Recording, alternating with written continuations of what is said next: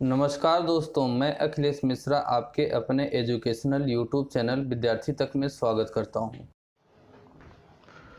जय हिंद साथियों, कैसे हैं आप सभी। मैं अखिलेश मिश्रा एक बार फिर से आप सभी साथियों का आपके अपने यूट्यूब चैनल विद्यार्थी तक पे हार्दिक स्वागत करता हूं।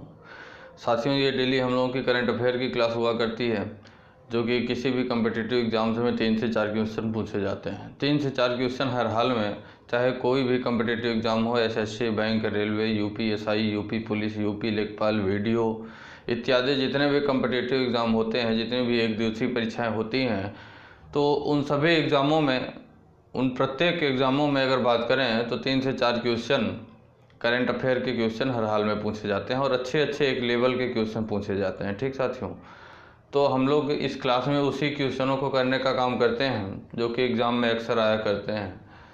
और साथियों, कल आप लोगों की क्लास नहीं हो पाई थी, सॉरी, उसके लिए किसी कारणवश नहीं हो पाई। और कल के भी क्वेश्चन को भी मैं आज ही कवर करूंगा। हम लोग पढ़ेंगे आज अच्छे से और थोड़ा सा तेज़ी के साथ पढ़ेंगे, मतलब तो जिससे कल के भी क्वेश्चन और आज के भी क्वेश्चन कवर हो जाएं। ठीक साथियों, तो आइए हम लोग क्वेश्चनों को करने का काम करते हैं। सबसे पहली जानकारी है साथियों कि जनजातीय कार्य मंत्री कौन, जनजातीय कार्य मंत्री श्री अर्जुन मुंडा ने पहले वर्चुअल माध्यम से आयोजित आदि महोत्सव मध्य प्रदेश का ई शुभारंभ किया। मतलब यह पहला आयोजन है। कैसा है? पहला वर्चुअल माध्यम से आयोजित यह महोत्सव है। श्री अर्जुन मुंडा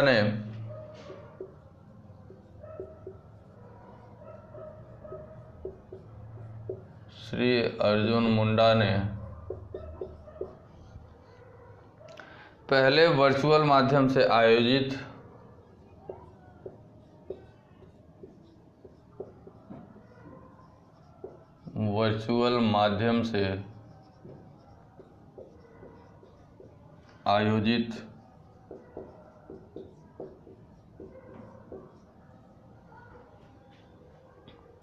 आदि महोत्सव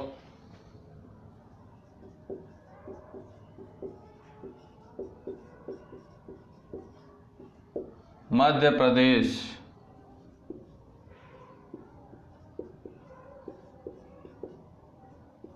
आदि महोत्सव मध्य प्रदेश का ई शुभारंभ किया।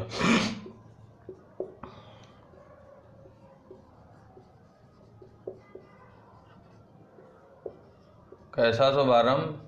ई शुभारंभ किया। ठीक साथियों, जनजातीय कार्य मंत्री श्री अर्जुन मुंडा ने मतलब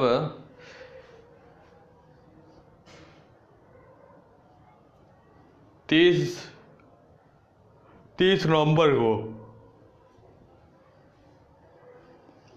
नवंबर को आदि महोत्सव मध्य प्रदेश के वर्चुअल संस्करण का शुभारंभ किया। 1 दिसंबर 2020 को शुरू हुए 1 दिसंबर 2020 से शुरू हुए इस 10 दिवसीय महोत्सव की मेजबानी ट्राइब्स इंडिया की वेबसाइट, कौन सी? ट्राइब्स इंडिया की वेबसाइट पे की जा रही है। साथियों, ये जो महोत्सव है, कौन-सा महोत्सव? आदि महोत्सव जो ये आयोजित किया जा रहा है, यह 10 दिवसीय है। इसकी शुरुआत जो है, अगर किया जाए, इसका शुभारंभ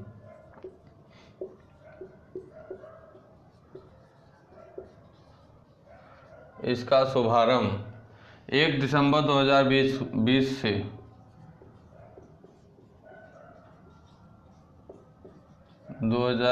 से 10 दिनों के लिए किया जाएगा। यह जो महोत्सव है, यह साथियों 10 दिवसीय महोत्सव होगा। कितना?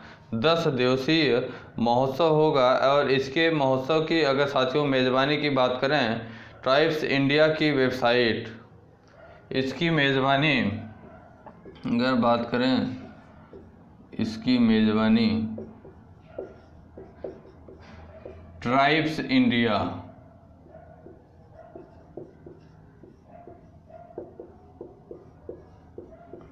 इंडिया की जो वेबसाइट है,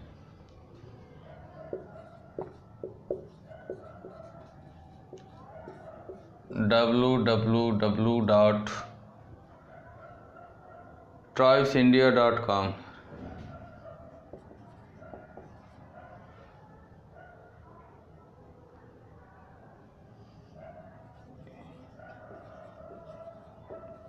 tribesindia.com। साथियों, इसकी मेज़बानी ट्राइब्स इंडिया की वेबसाइट www.tribesindia.com पर की जा रही है।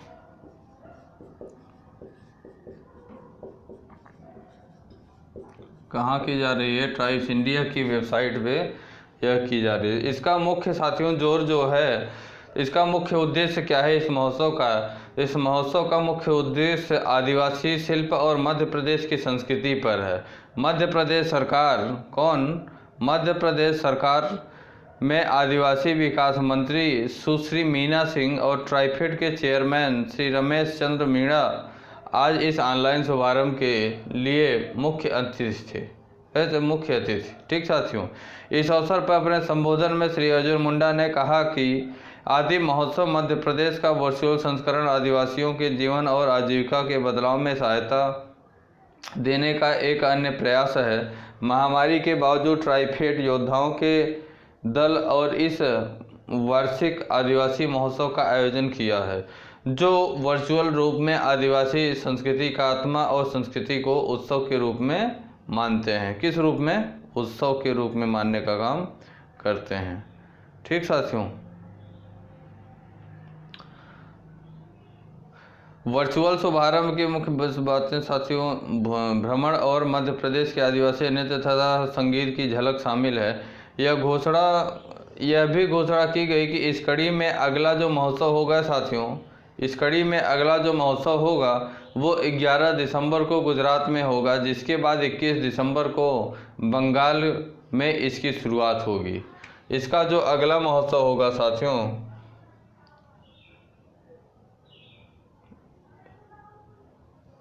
इसके अगर अगला महोत्सव की बात करें, नेक्स्ट फंक्शन की, अगला महोत्सव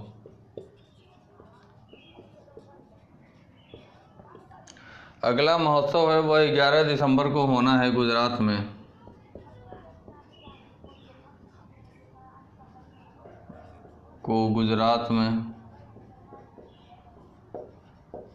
तथा इसी के जस्ट बाद, जिसके बाद 21 दिसंबर 2020 को बंगाल में इसकी शुरुआत होगी। गुजरात में, जिसके बाद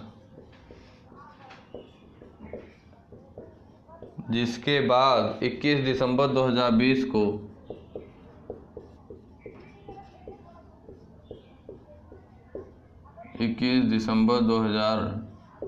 को कब?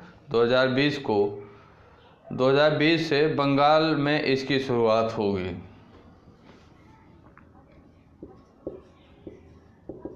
कहाँ? बंगाल में इसकी शुरुआत होगी।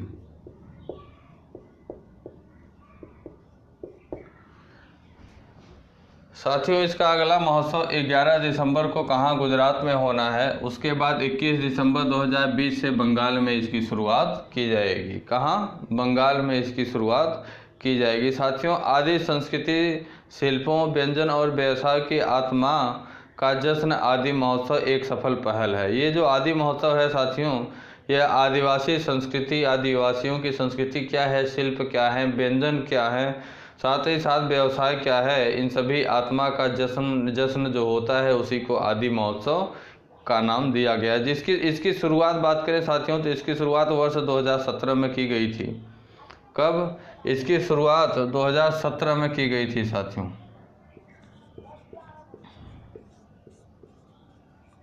इसकी शुरुआत 2017 में की गई थी। ये जो साथियों आदि महोत्सव है, आदि महोत्सव का जो आयोजन किया जा रहा है, इस आदि महोत्सव का आयोजन 2017 से किया जा रहा है। कब? इसकी शुरुआत 2017 से की गई थी। साथियों, नई दिल्ली में 16 से 30 नवंबर के बीच इस आयोजन के 15 दिवसीय महोत्सव में आदिवासी शिल्पों, कला, चित्रकार युक्त कपड़े, आभूषण में प्रदर्शनी सह बिक्री व्यवस्था भी देंगे। ठीक साथियों यह 16 से 30 नवंबर के बीच आयोजित 15 दिवसीय महोत्सव हुआ था। ठीक, कब से 16 से 30 नवंबर के बीच आयोजित किया गया था? कब? 15 दिन के यह जो है महोत्सव हुआ था। इसका आयोजन जब किया गया था नवंबर में, तो 16 से 30 नवंबर के बीच इसका आयोजन किया गया था।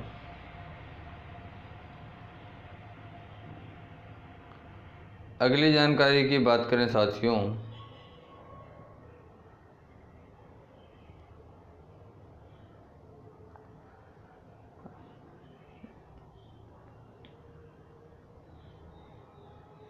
अगली जानकारी हम लोग देखें अगर,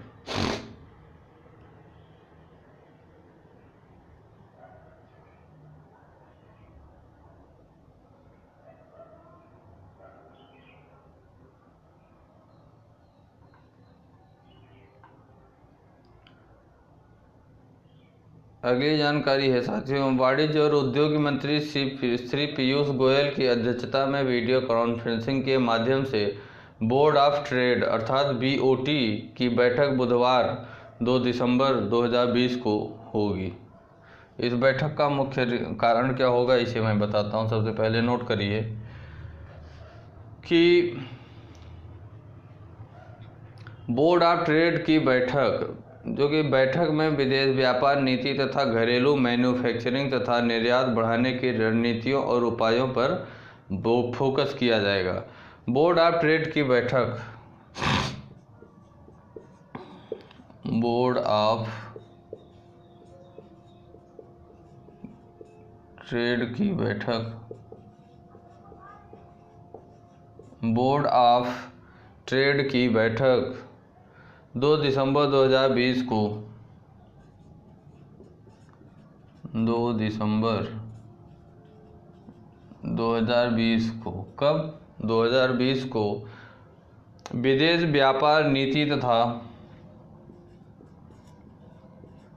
विदेश व्यापार नीति, विदेश व्यापार नीति तथा घरेलू मैन्युफैक्चरिंग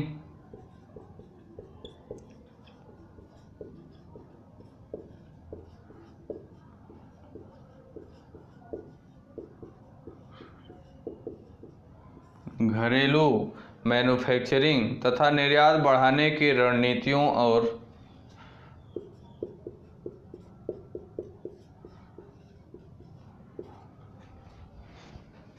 बढ़ाने की रणनीतियों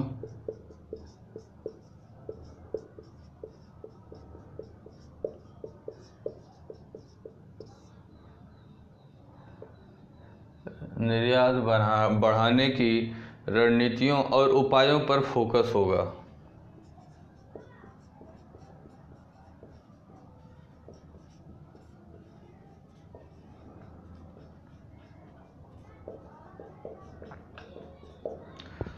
साथियों ये जो बैठक बोर्ड ऑफ ट्रेड की बैठक की जा रही है 2 दिसंबर 2020 को, इस बैठक का जो मुख्य उद्देश्य होगा कि विदेशी व्यापार नीति अर्थात विदेशी व्यापार को किस प्रकार से सुगम बनाया जाए उसकी नीति पे चर्चा की जाएगी। साथ ही साथ घरेलू मैन्युफैक्चरिंग अर्थात घरों में किस प्रकार से चीज़ों का निर्माण किया जाए, मैन्युफैक्चर किया जाए। साथ ही साथ साथियों निर्यात बढ़ाने की रणनीतियों और उपायों पर फोकस किया जाएगा। व्यापार से संबंधित ये बोर्ड ऑफ ट्रेड की बैठक 2 दिसंबर को 2020 को आयोजित की जा रही है, जिसमें व्यापार नीति, कौन सी व्यापार नीति, साथ ही साथ घरेलू मैन्युफैक्चरिंग घरों में चीज़ों को किस प्रकार से निर्माण किया जाए, तैयार किया जाए, उसके बाद फिर चीज़ों को निर्यात करने के लिए मतलब निर्यात बढ़ाने की रणनीति पे चर्चा किया जाएगा। साथ ही साथ उसके उपायों पे भी चर्चा किया जाएगा। साथियों बैठक के मुख्य रूप से नई विदेशी व्यापार नीति 2021-26 तथा घरेलू मैन्युफैक्चरिंग और निर्यात को बढ़ाने के लिए रणनीतियों और उपायों पर विचार विमर्श होगा। साथियों विदेश व्यापार नीति एक ऐसा मंच है जो व्यापार और उद्योग जगत के साथ विचार विमर्श तथा परामर्श का अवसर प्रदान करता है तथा भारत के व्यापार को प्रोत्साहन देने के उद्देश्य के साथ विदेश व्यापार नीति से संबंधित नीतिगत उपायों पर क्या सलाह को देता है। इस बैठक को साथियों वाणिज्य और उद्योग के राज्य मंत्री श्री सोम प्रकाश तथा हरदीप सिंह पुरी, भारत सरकार के विभिन्न विभागों के सचिव, नीति आयोग के सीईओ, सरकारी निकाय के प्रमुख, शीर्ष उद्योग संगठनों तथा निर्यात संबंध परिषदों के प्रतिनिधि संबोधित करेंगे। इस बैठक में साथियों जो हमारे वाणिज्य और उद्योग राज्य मंत्री हैं सोम प्रकाश तथा हरदीप सिंह पुरी, उसके साथ भारत के विभिन्न विभागों के सचिव, जैसे अगर कहें तो नीति आयोग के सीईओ, सरकारी निकायों के प्रमुख लोग होंगे, शीर्ष उद्योग संगठन तथा निर्यात संवर्धन परिषदों के प्रतिनिधि को संबोधित करेंगे। ठीक साथियों, ये बैठक कब आयोजित की जा रही है? 2 दिसंबर 2020 को। कब? 2 दिसंबर 2020 को यह बैठक आयोजित की जा रही है। अगली जानकारी की बात करें साथियों, तो अगली जानकारी है कि उत्तर प्रदेश के अयोध्या में सरयू नदी पर रामायण क्रूज सेवा का शुभारंभ जल्द ही किया जाएगा। कहाँ? उत्तर प्रदेश के अयोध्या में, अर्थात मर्यादा पुरुषोत्तम श्री राम जी की जन्मभूमि जो है।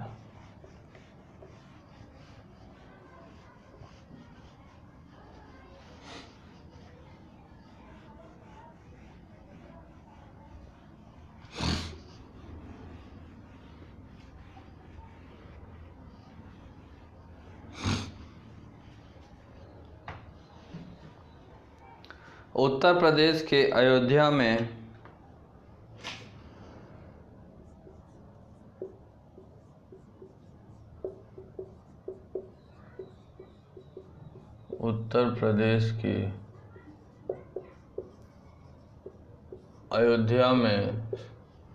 सरयू नदी पर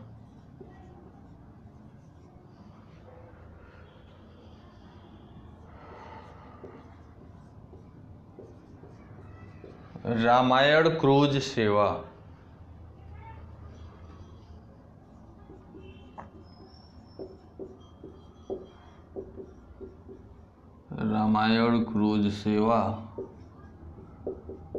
का शुभारंभ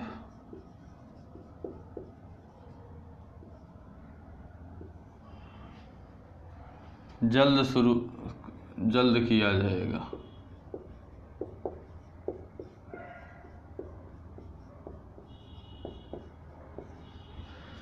उत्तर प्रदेश के अयोध्या में सरयू नदी पर कौन सी सेवा? रामायण क्रूज सेवा का शुभारंभ जल्द ही किया जाएगा। ठीक साथियों, अयोध्या में सरयू नदी पर रामायण क्रूज सेवा जल्द ही शुरू किया जाएगा। केंद्रीय पत्तन, पोत परिवहन एवं जलमार्ग मंत्री श्री मनसुख मंडाविया ने आज क्रूज सेवा के कार्यान्वयन के लिए आयोजित समीक्षा बैठक की अध्यक्षता करेंगे। आज ही के दिन साथियों जो हमारे केंद्रीय पत्तन, पोत परिवहन व जलमार्ग मंत्री मनसुख मंडाविया जी हैं, ये इसके आज समीक्षा बैठक की अध्यक्षता करेंगे।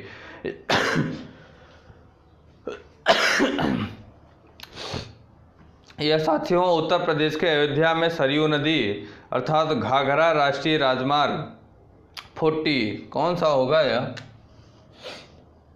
उत्तर प्रदेश के सरयू नदी अर्थात घाघरा या राष्ट्रीय राजमार्ग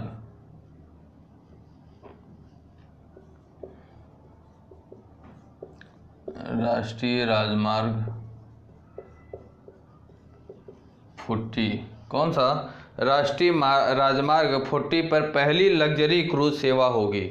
राष्ट्रीय राजमार्ग 40 पर यह पहली कौन सी लग्जरी क्रूज सेवा होगी। इसका उद्देश्य क्या होगा साथियों कि पवित्र सरयू नदी के प्रसिद्ध घाटों की यात्रा करते हुए श्रद्धालुओं को एक तरह की आध्यात्मिक यात्रा का अनुभव प्रदान करता है। ये जो यात्रा होगी साथियों कौन सी? ये जो सरयू मतलब लग्जरी क्रूज सेवा यह जो सरयू नदी में की जा रही है साथियों, इसका सिर्फ और सिर्फ उद्देश्य यह होगा कि श्रद्धालुओं को एक तरह की आध्यात्मिक यात्रा का एक्सपीरियंस अर्थात अनुभव प्रदान किया जाएगा। क्रूज के वैश्विक स्तर के अनुरूप अगर देखा जाए साथियों तो आवश्यक संरक्षा और सुरक्षा सुविधाओं के साथ साथ लग्जरी और आराम की सभी सुविधाएं मौजूद होंगी। ये जो क्रूज होगा साथियों, इसमें आवश्यकता, संरक्षण और सुरक्षा सुविधाओं के साथ साथ लग्जरी और आराम की सभी सुविधाएं मौजूद होंगी। क्रूज के अंदरूनी भाग और बोर्डिंग पॉइंट रामचरितमानस की थीम पर आधारित होगी। पूरी तरह से वातानुकूलित 80 सीटों वाले क्रूज के घाटों की प्राकृतिक सुंदरता का अनुभव करने के लिए कांच की बड़ी खिड़कियां होंगी। ये जो क्रूज में खिड़कियां होंगी साथियों, ये कैसी खिड़कियां होंगी? कांचों से निर्मित खिड़कियां होंगी। पर्यटन में आराम के लिए क्रूज रसोई और पेट्रोल सुविधा से सुसज्जित होगा। क्रूज में पर्यावरण पर शून्य प्रभाव के लिए जैव शौचालय और हाइब्रिड इंजन प्रणाली होगी। ठीक साथियों, पर्यटकों को 1 से 1.5 घंटे की अवधि में रामचरितमानस टूर पर ले जाया जाएगा। यह जो टूर होगा साथियों, पर्यटकों को 1 से 1.5 घंटे के लिए ले जाया जाएगा, इसके आनंद के लिए, यात्रा के लिए। यात्रा के दौरान गोस्वामी तुलसीदास के रामचरितमानस पर आधारित विशेष रूप से बनाई गई वीडियो फिल्म दिखाई जाएगी। ये जो 1 से 1.5 घंटे की यात्रा होगी साथियों, ये गोस्वामी तुलसीदास द्वारा रचित जो रामचरितमानस है, इस पे आधारित विशेष रूप से एक वीडियो फिल्म भी दिखाई जाएगी, जिसमें भगवान राम के जन्म से लेकर उनके राज्याभिषेक तक की कथा होगी। पूरी यात्रा में लगभग 15-16 किलोमीटर की दूरी तय की जाएगी। रामायण के विभिन्न प्रसंगों से प्रेरित कई गतिविधियां और सेल्फी पॉइंट होंगे। यात्रा के बाद सरयू आरती होगी, जिसमें प्रत्येक यात्री सक्रिय रूप से भाग ले सकेगा। ठीक साथियों, प्रत्येक यात्री सक्रिय रूप से किसमें? सरयू आरती में भी भाग ले सकेगा। साथियों, यह जो रामायण क्रूज टूर है, न केवल बड़ी यात्रा में पर्यटकों को आकर्षित करेगा, बल्कि यह क्षेत्र में प्रत्यक्ष और अप्रत्यक्ष रूप रोजगार के नए अवसर भी पैदा करेगा। पत्तन पोत परिवहन एवं जलमार्ग मंत्रालय क्रूज सेवा के सुचारू संचालन के लिए सभी आवश्यक अवसंरचना प्रदान करेगा। ठीक साथियों, इसकी आज समीक्षा बैठक कौन करेंगे? केंद्रीय पत्तन पोत परिवहन एवं जलमार्ग मंत्री श्री मनसुख मंडाविया जी। कौन करेंगे? मनसुख मंडाविया जी आज इसकी समीक्षा बैठक करेंगे।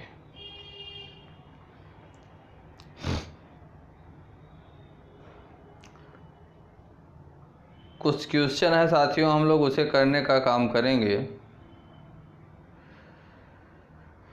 कि भारत ने किस तारीख तक अनुसूचित अंतर्राष्ट्रीय वाणिज्यिक यात्रा उड़ानों पर प्रतिबंध बढ़ा दिया गया है? भारत ने किस तारीख तक अनुसूचित अंतर्राष्ट्रीय वाणिज्यिक यात्री उड़ानों पर प्रतिबंध बढ़ा दिया है?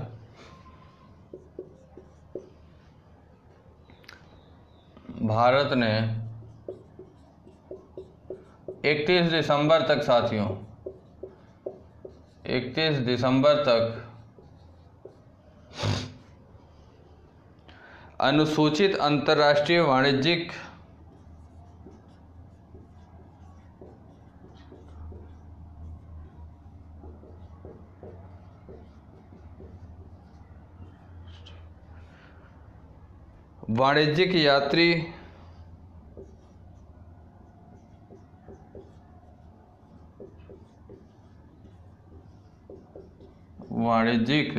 यात्री उड़ानों पर प्रतिबंध बढ़ा दिया गया।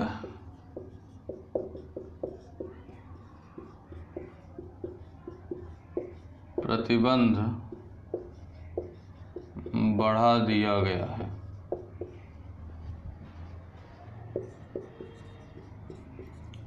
साथियों, ये जो अनुसूचित अंतर्राष्ट्रीय वाणिज्यिक यात्री हुआ करते थे, अर्थात मतलब जो विदेशी यात्रा हुआ करते थे, विदेशी जो फ्लाइटें होती थी, उन सभी फ्लाइटों को, उन सभी यात्राओं को अभी 31 दिसंबर के लिए रोक दिया गया था। अभी तक इससे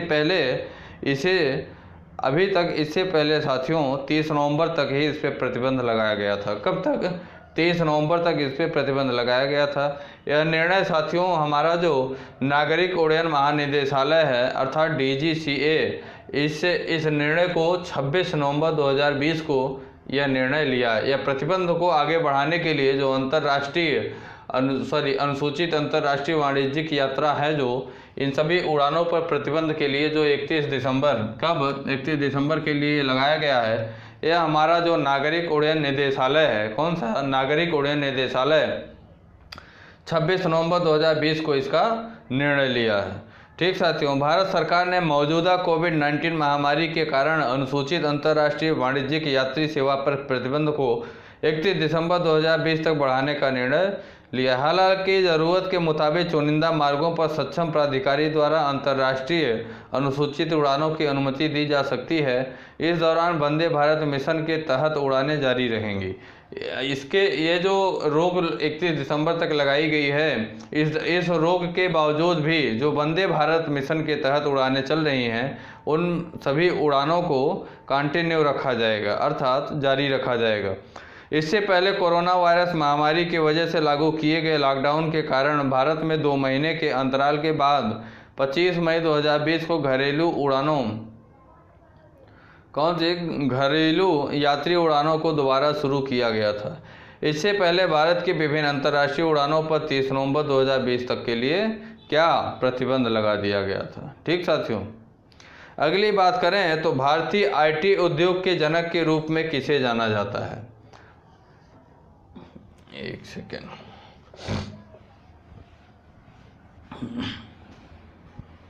कुछ कल के भी क्वेश्चन हैं, कुछ आज के हैं, उन क्वेश्चनों को हम लोग करेंगे अच्छे से। भारतीय आईटी उद्योग के जनक के रूप में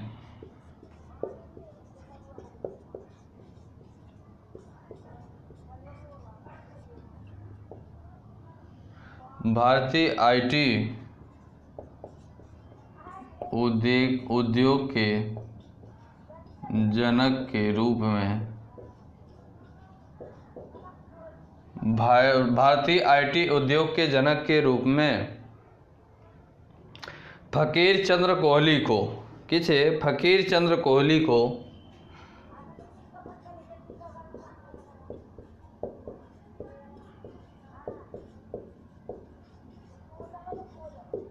को जाना जाता है।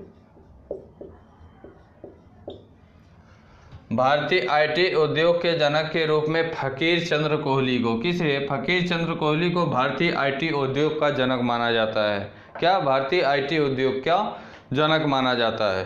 साथियों, फकीर चंद्र कोहली को दुनिया के सबसे बड़े आईटी सेवा प्रदाता टाटा कंसल्टेंसी सर्विसेज की स्थापना के साथ भारतीय आईटी क्षेत्र में सतत विकास के नेतृत्व करने वाली भारतीय आईटी उद्योग के जनक के तौर पर जाना जाता है।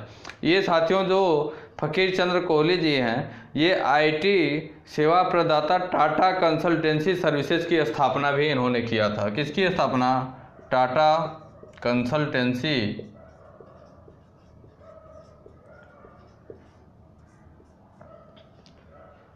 सर्विसेज की स्थापना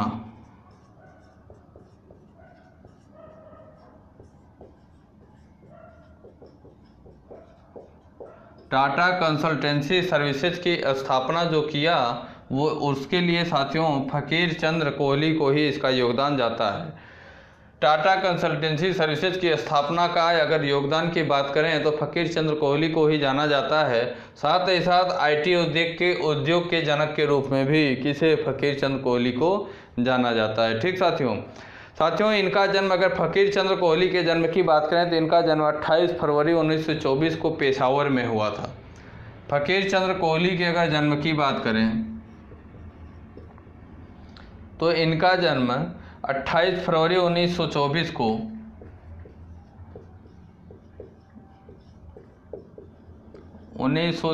को कहाँ, पेशावर में हुआ था साथियों, पेशावर में हुआ। फकीर चंद्र कोहली का जन्म कब साथियों, 28 फरवरी 1924 को पेशावर में हुआ। कहाँ साथियों, पेशावर में। साथियों, पहले 100 अरब डॉलर की टीसीएस, कौन सी, टीसीएस कंपनी के पहले सीईओ भी फकीर चंद्र कोहली ही हुआ करते थे। ऐसी कंपनी जो सबसे पहले 100 अरब डॉलर उसकी कीमत हुआ करती, उस कंपनी का नाम टीसीएस है। क्या है, टीसीएस उस कंपनी का नाम है। और टीसीएस कंपनी के पहले सीईओ कौन, फकीर चंद्र कोहली।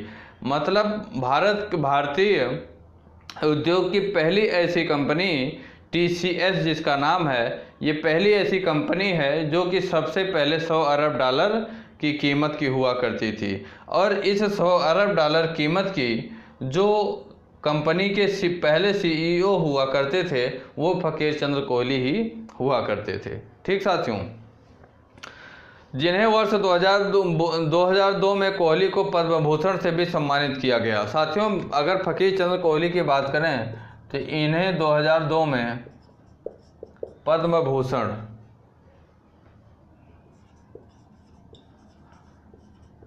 भूषण से सम्मानित किया गया। अर्थात IT उद्योग के जनक के रूप में फकीर चंद कोहली को जाना जाता है। इन्हें 2002 में पद्म भूषण से सम्मानित किया गया। ठीक साथियों, इसके बाद अगर बात करें तो कोहली को economic times for corporate excellence में वर्ष 2002 में लाइफ टाइम अचीवमेंट अवार्ड से भी नवाजा गया। किसे? Economic times for corporate economics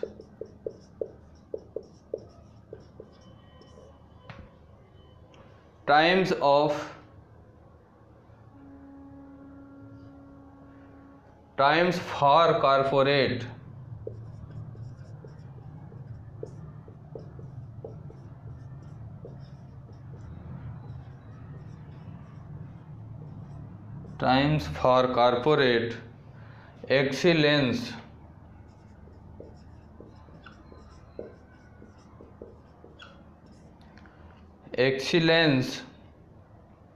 वर्ष 2002 में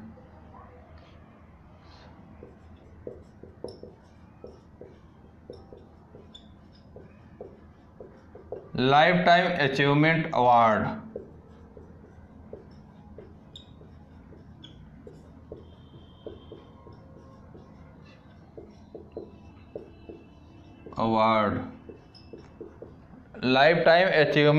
अवार्ड से नवाजा गया।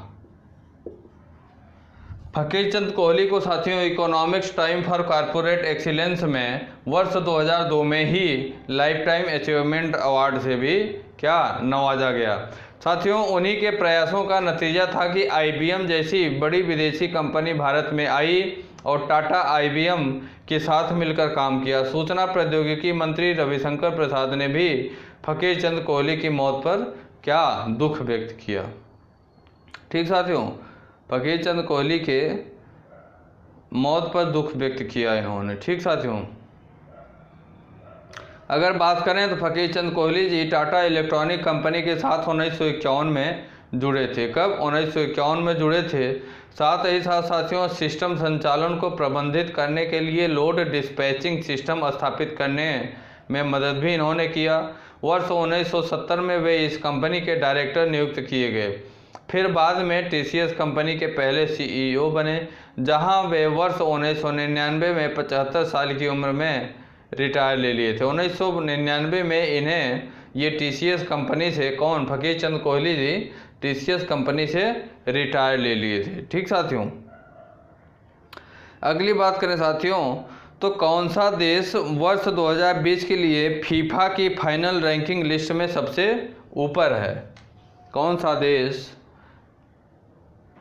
वर्ष 2020 के लिए फीफा की फाइनल रैंकिंग लिस्ट में सबसे ऊपर है? तो साथियों बेल्जियम है। कौन सा? बेल्जियम।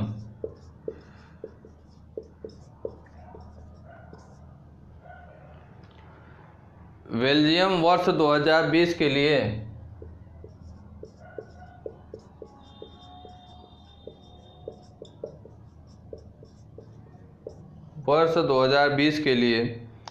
फीफा की फाइनल रैंकिंग लिस्ट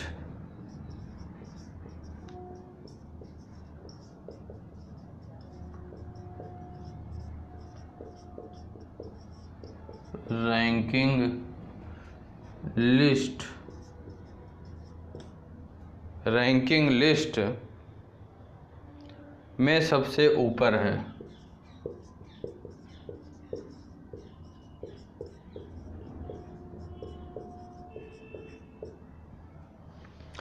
बेल्जियम वर्ष 2020 के लिए कौन से? 2020 के लिए फीफा के फाइनल रैंकिंग लिस्ट में सबसे ऊपर है। बेल्जियम जो है वर्ष 2020 के लिए अगर बात करें तो फीफा की फाइनल रैंकिंग लिस्ट में सबसे ऊपर है। साथियों 27 नवंबर 2020 को फीफा द्वारा जारी 2020 के लिए अंतरिम रैंकिंग सूची में यूरोपीय देश बेल्जियम जो है वह कैसा देश है, यूरोपियन देश है, को शीर्ष स्थान दिया गया है। फ्रांस को दूसरे स्थान पर रखा गया है, जबकि ब्राज़ील तीसरे स्थान पर है। अगर ये पहले नंबर पे बेल्जियम, दूसरे नंबर पे अगर बात करें तो फ्रांस है, अगर तीसरे नंबर की बात करें तो ब्राज़ील है, और साथ ही साथ अगर बात करें साथियों तो इंग्लैंड चौथे स्थान पे तथा पुर्तगाल 5वें स्थान पे है। चौथे स्थान पे इंग्लैंड और 5वें स्थान पे कौन है, 5वें स्थान पे पुर्तगाल है साथियों, पुर्तगाल। ये जो साथियों 2020 की लिस्ट फीफा की आई है कि फाइनल रैंकिंग लिस्ट की अगर जो आई है, इस लिस्ट में पहले स्थान पे बेल्जियम, दूसरे स्थान पे फ्रांस, तीसरे स्थान पे ब्राज़ील, चौथे स्थान पे इंग्लैंड और 5वें स्थान पे कौन है, पुर्तगाल है। ठीक साथियों, फीफा की तरफ से जारी नई रैंकिंग में शीर्ष 4 टीमों, कौन सी शीर्ष 4 टीमों और कोई अवसर नहीं पड़ा, शीर्ष 4 टीमों की ओर से और कोई असर नहीं पड़ा।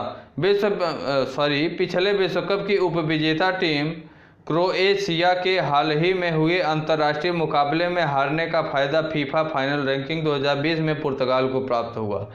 2000 अगर बात करें साथियों तो जो पिछला विश्व कप हुआ था उसमें भी उपविजेता की बात करें तो क्रोएशिया जो है उपविजेता थी। कौन, क्रोएशिया देश उपविजेता थी।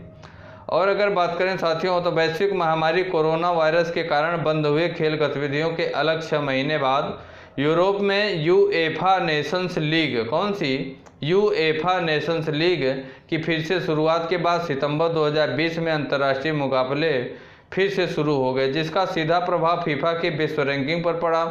फीफा रैंकिंग में भारत वर्ष 2018 में 97वीं रैंक पर था, वर्ष 2019 में 108वीं रैंक पर तथा 2020 में 109वीं फीफा रैंकिंग पर है। भारत के अगर स्थान की बात करें तो 2018 में 97, 2019 में 108, 2020 में 109वें रैंक पर है। कौन से रैंक पे साथियों, 109वें रैंक पे है। अगली बात करें साथियों तो भारत के विदेश मंत्री डॉक्टर एस जयशंकर साथियों 3 देशों की यात्रा पे निकले थे। वो कौन कौन से देश हैं, कौन कौन से देश हैं, उसकी हम लोग चर्चा कर लें। भारत के विदेश मंत्री डॉक्टर एस जयशंकर प्रसाद 3 देशों की यात्रा पे निकले हैं। अभी हम लोग जानते हैं इसके बारे में।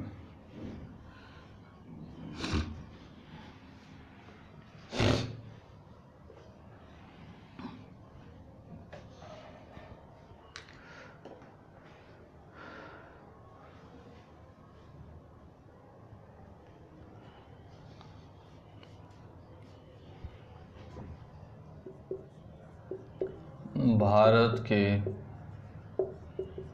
विदेश मंत्री doctor S Jaishankar Prasad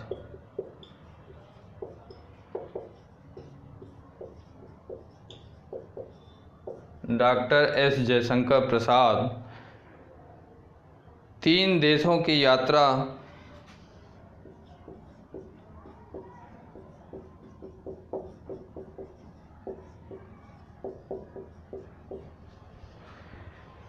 Bahrain,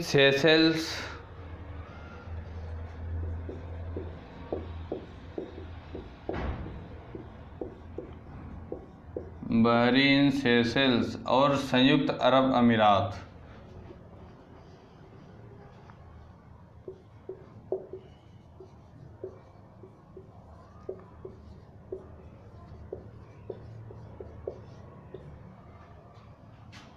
पर निकले हैं।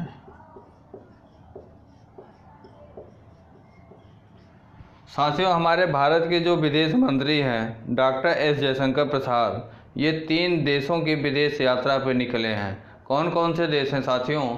इसमें बहरीन है, सेशेल्स है, साथ ही साथ संयुक्त अरब अमीरात UAE। कौन? संयुक्त अरब अमीरात।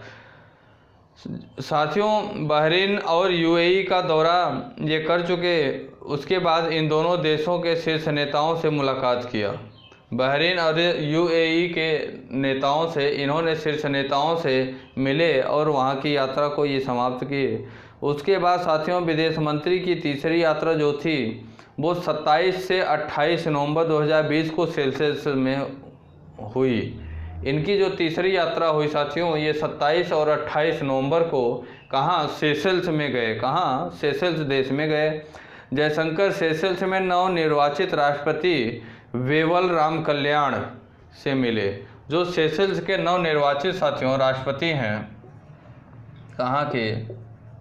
सेशेल्स के नवनिर्वाचित राष्ट्रपति, उनका नाम क्या है साथियों बताइए? वेवल राम कल्याण। वेवल राम कल्याण जी हैं, इनसे मुलाकात किया। साथियों हमारे जो भारत के विदेश मंत्री डॉक्टर जयशंकर प्रसाद 3 देशों की यात्रा पर निकले थे, वो बहरीन और संयुक्त अरब अमीरात की यात्रा करने के बाद 27 और 28 नवंबर को सेशेल्स देश में गए। सेशेल्स देश के नवनिर्वाचित जो राष्ट्रपति थे उनका नाम है वेवल राम कल्याण। इनसे इन्होंने मुलाकात किया। उसके बाद इनको इनकी जीत पे बधाई दिया। उसके बाद अपने भारत के प्रधानमंत्री की तरफ से, किसके? भारत के प्रधानमंत्री नरेंद्र मोदी की ओर से उन्हें इस जीत के लिए भी शुभकामना दिया। भारत के विदेश मंत्री ने इस मौजूदा 3 देशों के विदेशी दौरे से सऊदी अरब का दौरा, संयुक्त अरब अमीरात में भी ये गए थे। कहाँ? संयुक्त अरब अमीरात में। तो साथियों ये 3 देशों की यात्रा पे निकले थे। ठीक, अब अगली बात करें अगर साथियों,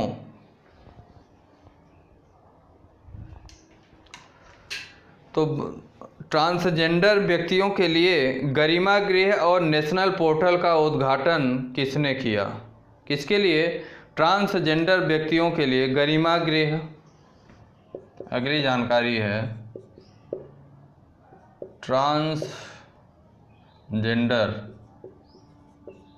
व्यक्तियों के लिए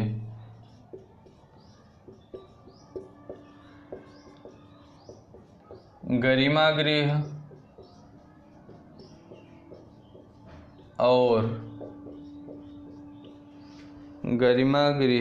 और नेशनल पोर्टल का उद्घाटन, नेशनल पोर्टल का उद्घाटन थावर चंद गहलोत। कौन? थावर चंद गहलोत, जो कि केंद्रीय सामाजिक न्याय और अधिकारिता मंत्री हैं। थावर चंद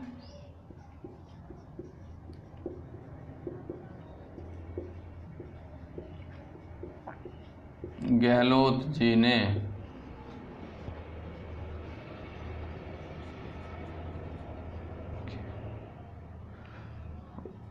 उद्घाटन किया। ट्रांसजेंडर व्यक्तियों के लिए, किसके लिए साथियों? ट्रांसजेंडर व्यक्तियों के लिए गरिमा गृह, साथ ही साथ नेशनल पोर्टल का उद्घाटन थावर चंद गहलोत जी ने। कौन? थावर चंद गहलोत जी ने इसका क्या किया? उद्घाटन किया। ठीक साथियों केंद्रीय सामाजिक न्याय और अधिकारिता मंत्री थावर चंद गहलोत ने 25 नवंबर 2020 को ट्रांसजेंडर व्यक्तियों के लिए एक राष्ट्रीय पोर्टल और ट्रांसजेंडर व्यक्तियों के लिए एक आश्रय गृह, जिस गृह का नाम क्या दिया गया? गरिमा गृह नाम दिया गया, इसका आभासी उद्घाटन किया। इस नेशनल पोर्टल का उद्देश्य अगर बात करें साथियों, तो इसका उद्देश्य ट्रांसजेंडर समुदाय के लोगों को आगे आने और उनकी आत्म पहचान के अनुसार ट्रांसजेंडर सर्टिफिकेट और पहचान पत्र हासिल करने के लिए प्रोत्साहित करना होगा, जो कि ट्रांसजेंडर व्यक्तियों अर्थात अधिकारों का संरक्षण अधिनियम 2019 के तहत एक महत्वपूर्ण प्रावधान है। ट्रांसजेंडर व्यक्ति ऑनलाइन प्रमाण पत्र और पहचान पत्र के लिए आवेदन करने के लिए इस नेशनल पोर्टल का उपयोग कर सकेंगे। ये जो नेशनल पोर्टल बनाया गया है साथियों, जिसका उद्घाटन थावर चंद गहलोत जी ने किया है, इस नेशनल पोर्टल के माध्यम से ऑनलाइन प्रमाण पत्र और पहचान पत्र के लिए आवेदन ट्रांसजेंडर लोग कर सकते हैं।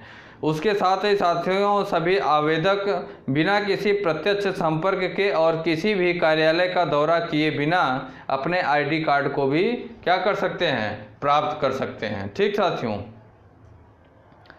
ट्रांसजेंडर व्यक्तियों के लिए गरिमा गृह और नेशनल पोर्टल का उद्घाटन किया गया है। थावर चंद गहलोत जी ने किया, जो कि केंद्रीय सामाजिक न्याय और अधिकारिता मंत्री हैं।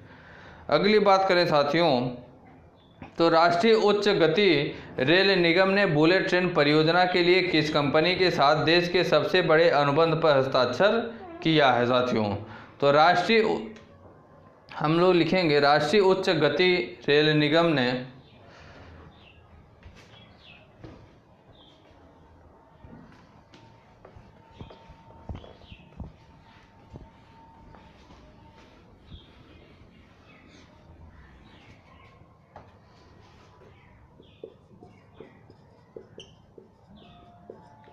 राष्ट्रीय उच्च गति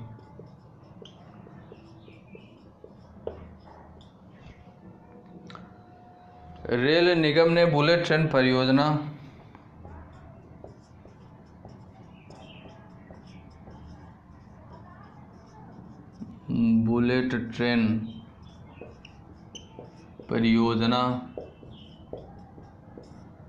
बुलेट ट्रेन परियोजना के लिए लार्सन एंड टुब्रो कंपनी के साथ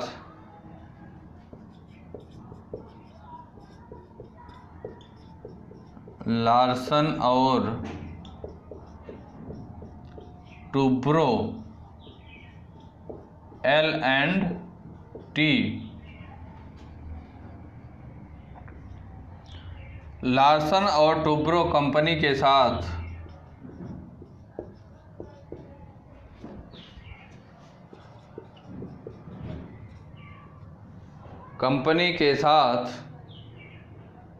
देश के सबसे बड़े अनुबंध पर हस्ताक्षर किए गए।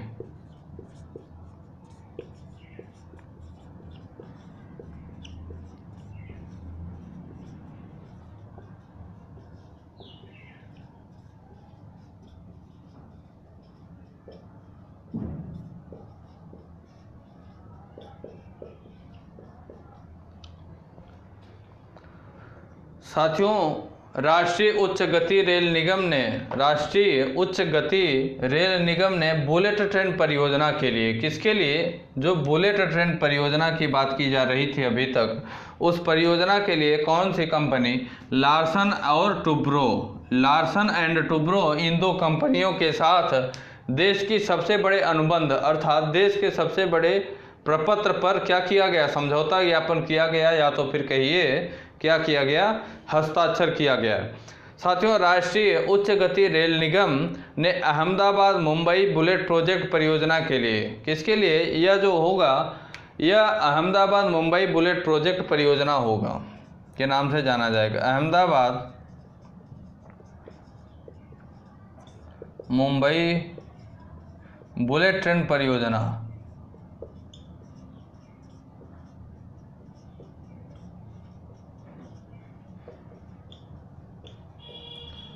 बुलेट ट्रेन परियोजना के लिए 26 नवंबर 2020 को, कब? 26 नवंबर 2020 को आधारभूत संरचना प्रमुख लार्सन एंड टुब्रो के साथ 24,000 करोड़ रुपए के देश के सबसे बड़े सरकारी वित्त पोषित नागरिक अनुबंध पर हस्ताक्षर किया गया।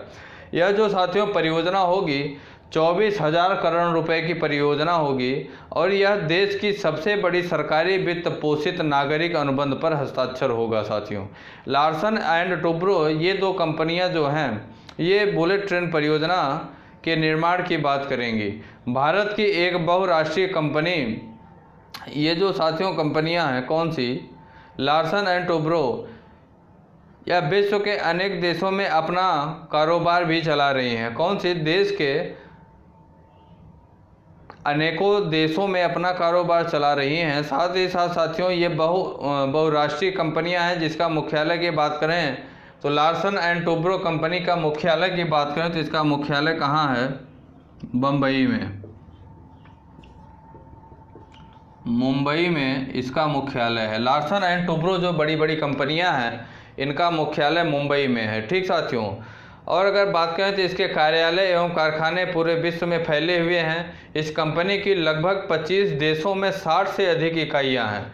इस अगर लार्सन एंड टुब्रो कंपनी की बात करें तो 25 देशों में 60 से अधिक ब्रांचेज हैं। कौन सी, 60 से अधिक ब्रांचेज हैं। और यह कंपनी जिन 4 मुख्य व्यापारिक क्षेत्रों में अपना कारोबार संचालित कर रही है, ये क्षेत्र हैं प्रौद्योगिकी के क्षेत्र में, अभियांत्रिकी के क्षेत्र में, साथ ही साथ निर्माण के क्षेत्र में और उसके साथ उत्पादन के क्षेत्र में ये काम करती हैं। कौन सी, प्रौद्योगिकी के क्षेत्र में, अभियांत्रिकी के क्षेत्र में, उसके बाद निर्माण और उत्पादन के क्षेत्र में। इन 4 क्षेत्रों में ये कंपनी कौन सी, लार्सन एंड टुब्रो कंपनी सबसे ज़्यादा इन क्षेत्रों में काम करती है।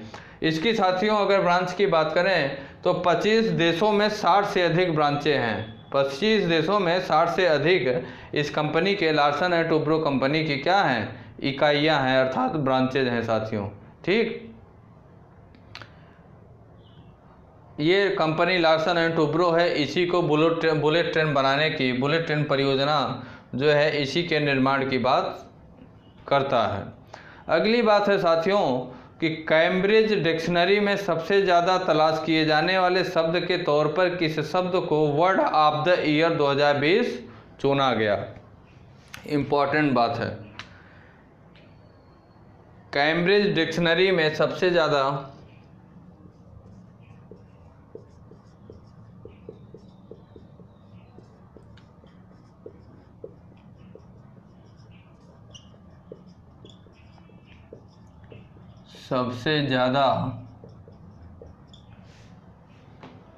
तलाश किए जाने वाले शब्दों के तौर पर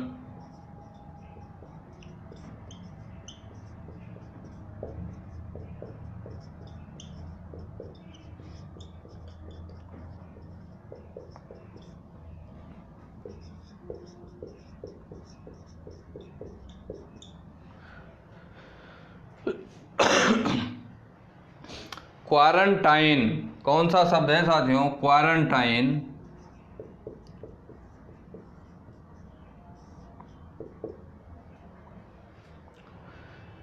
शब्द को word of the year, quarantine शब्द को वर्ड ऑफ द ईयर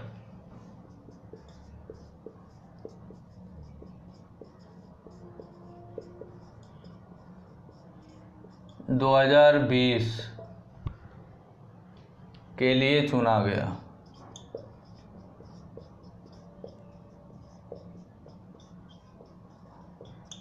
साथियों कैम्ब्रिज जो डिक्शनरी है उस कैम्ब्रिज में सबसे ज़्यादा तलाश किए जाने वाले शब्दों में क्वारंटाइन शब्द, कौन सा, क्वारंटाइन शब्द जो है इस शब्द को कैम्ब्रिज डिक्शनरी में सबसे ज़्यादा तलाशा गया, सबसे ज़्यादा खोजा गया। और इसी के कारण साथियों वर्ड ऑफ द ईयर 2020 के लिए क्वारंटाइन शब्द को चुना गया। किसके लिए, वर्ड ऑफ